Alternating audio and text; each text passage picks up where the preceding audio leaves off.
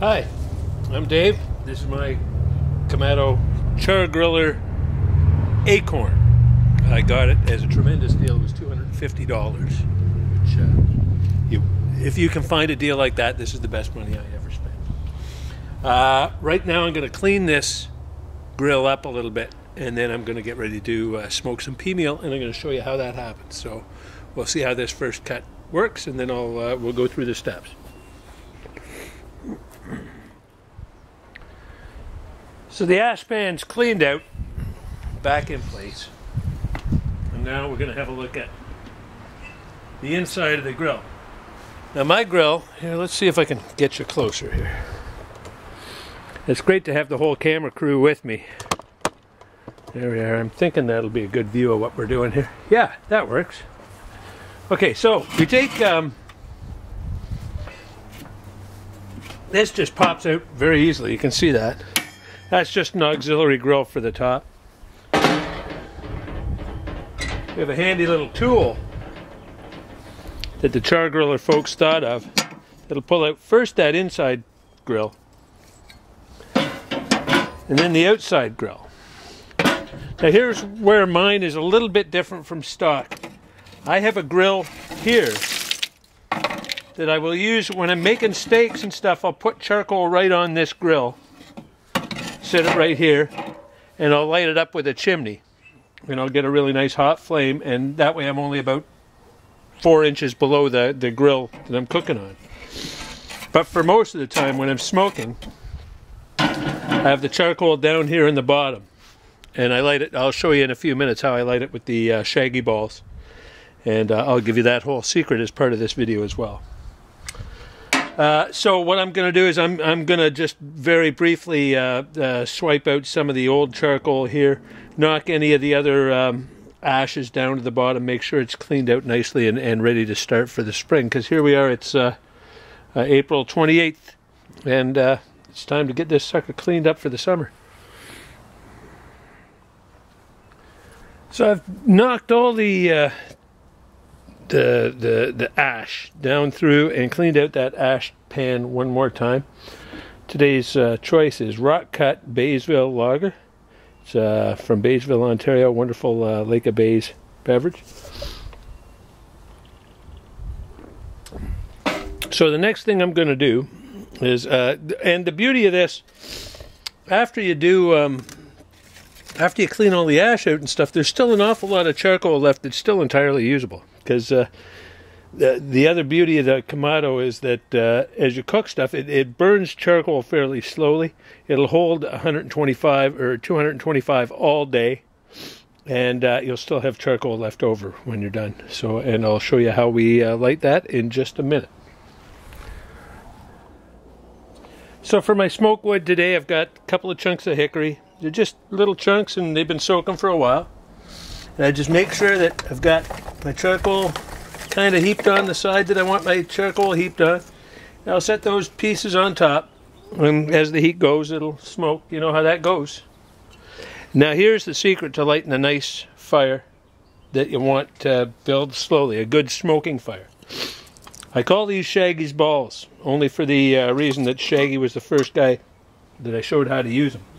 And all it is isopropyl alcohol, and cotton balls. So when you burn them, it's all natural. There's no scent. There's nothing to it. It's not like you're using fire starter or anything like that. I'll put 2 or 3 in there, and then I'll take my. Hang on a second. I know that didn't seem like a second to you, but it was a couple seconds for me. So I take my dollar store lighter that I happen to keep not in my pocket, and just spark those balls up, and they will just make sure that there's charcoal around them.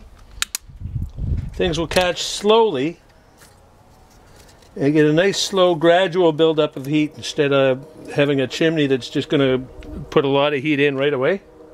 So you get a slow rise in the heat. And as I put that in, and I put in this intermediary grill, it's going to keep that direct heat off, let the smoke up.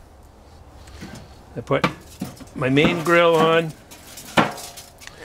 and the little char griller hole thing in there in the hole, and that's good.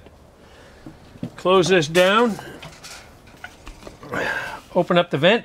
The vent at the bottom is open pretty near full, top is open pretty near full, and that'll build up the heat pretty quickly. So we'll be back with you in a couple minutes when it's time to put the food on. So I can feel the heat kicking up here. It's just nice. Just starting to, it's not even starting to register on the dial here. By the way, the dials here, notoriously inaccurate. So get yourself a probe and get yourself the two-way probe. I'll show you the one that I use. That works great. And the other important thing I wanted to say is I want to give a special shout out to Karate Kid 004 for your encouraging words. You're why I keep wanting to make these videos, brother. Thanks so much.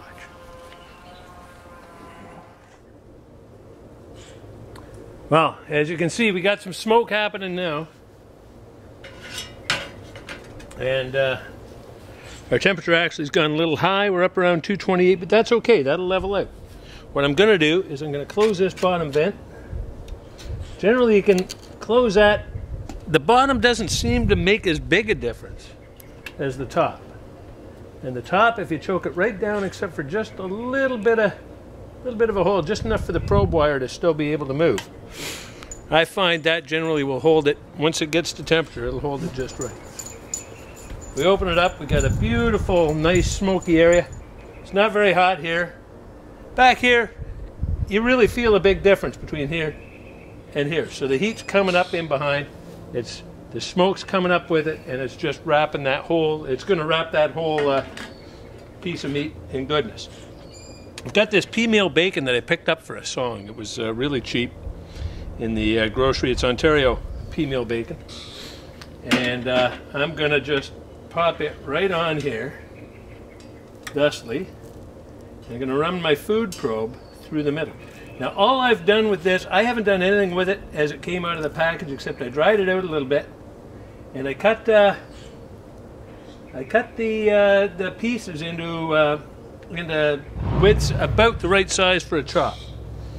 So now when I plug this in here, it's going to reflect the low temperature in the center of there.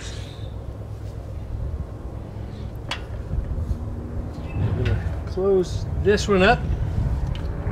Right, let that smoke happen with that, and this is telling me that this is telling me a lot. Well, it's because the probe was sitting outside. It'll take a while for that probe to get down to the temperature that the meat was at, but so we've got lots of good smoke coming out of there. It smells awesome, good hickory smoke, and we've got the pork on there. It's going to go, and my hope is that I'll hit it around 160 degrees, and it'll be just right. So we'll see how that goes. So we're holding 216 degrees. And that's good. And our meat is hovering in around 108 degrees right now. We'll have a quick little look. Seems like maybe, oh no, there's still lots of smoke going on there. And that's still nice and moist. It's good to see that it's still lots of moisture in the meat there. So, yeah, so 108 degrees, so we're better than halfway to where we want to be. We want to end up around 160 is a good temperature to wind up with pork. And, well, it just dropped because we opened the lid, but we'll give it a little nudge. Open it up just a hair, it'll climb up a bit quicker. And pretty soon we'll have some pretty good tasting pig. There we are. You know, it's April 28th. I have an election coming up. I should really be working on that, but this is important. Talk to you later.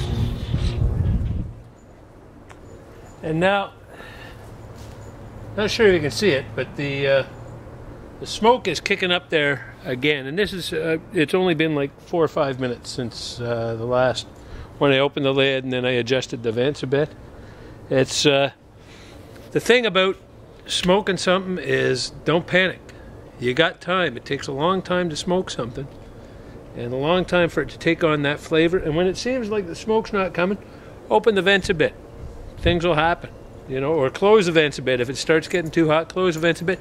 Things will happen. It works, you know, as long as you don't run nuts, out of control. I mean, one time I remember I left a vent open a little too much and I ended up getting like 450, 500 degrees. That's not a good way to smoke anything. But as long as you just play with your vents and keep it in the neighborhood, it'll all be good. So there we are.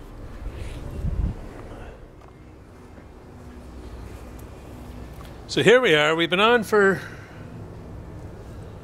I guess, around 2 hours, two and a half hours.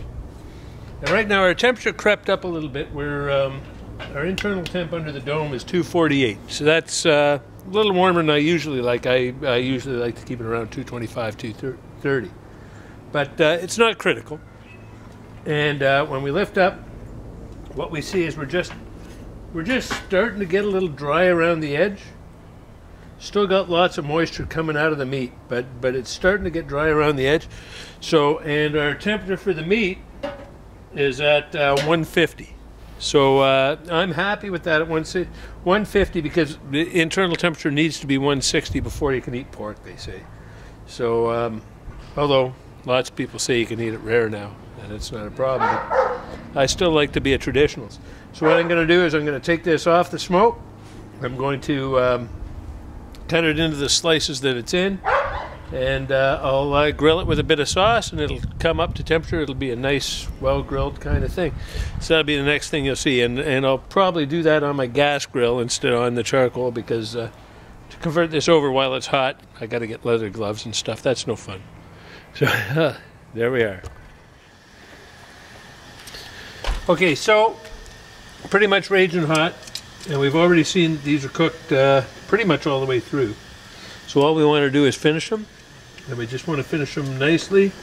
So we got a nice, puts a nice chop there, nice little sear as it goes on, and we're just going to pop them on.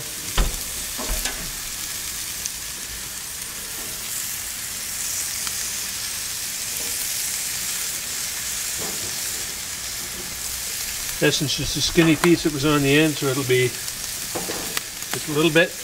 And while we're doing that, we're going to fire on a little bit of my own sauce, just because we like my own sauce. You can watch one of the other videos. I think I make my sauce on one of the other videos. If not, then I'll do it on another video sometime soon. Doesn't need a lot, because there's already a lot of smoky flavor on there. You don't need to go overboard with sauce, but it's nice to have some on there. And just in case you were wondering, yes, that's pretty hot. Yes. Just smear it around a bit. Just enough to get a little kick on that sauce there. And this, of course, this being the end piece, it's got the crusty goodness on the outside. It's, oh yes, very nice, very nice. These all go good, and you might want to, as a matter of fact, what I'm going to do is I'm just going to flip it. You got a couple of sear marks there. Going to flip it quickly, flip it, because it doesn't need to cook a lot. A lot of times this kind of thing, you'd keep it in spot for a couple of minutes and then you'd flip it, do the sear marks the other way, but I don't think we need to do that. We're not showing off, we're just making a nice, oh my goodness, smells great. A little bit of a flare up from the, because they're still nice and moist too, eh? We saw some of that moisture coming out of them as they were sitting after they'd been cut, but there was still a lot of moisture in them as well. So, that one's got a lot of moisture in it. Now, we just hit it gently with the sauce. By the time we get this rubbed on here, probably the sauce on the other side is caramelized on.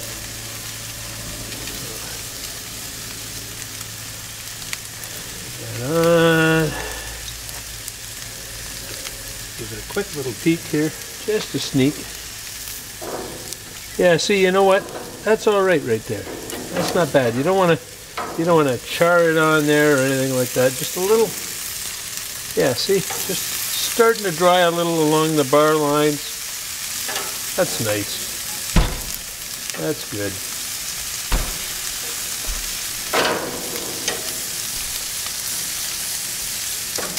This little piece here is going to be the chef's tip. So I get to put a little dab on there and finish that up. That's the chef's portion. There we are. Little bonus just for me. Yay! Okay, then I'm going to turn off the heat. Let her simmer down a bit. And I shall plate those and serve them on up. There we go. So that's the end result. And if I just take a little check here, it's still nice and moist on the inside, nice on the outside.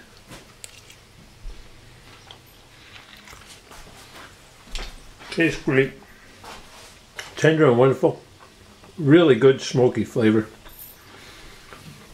And the whole thing cost me like $6-7. So it's a good way of doing that. Take care. Bye.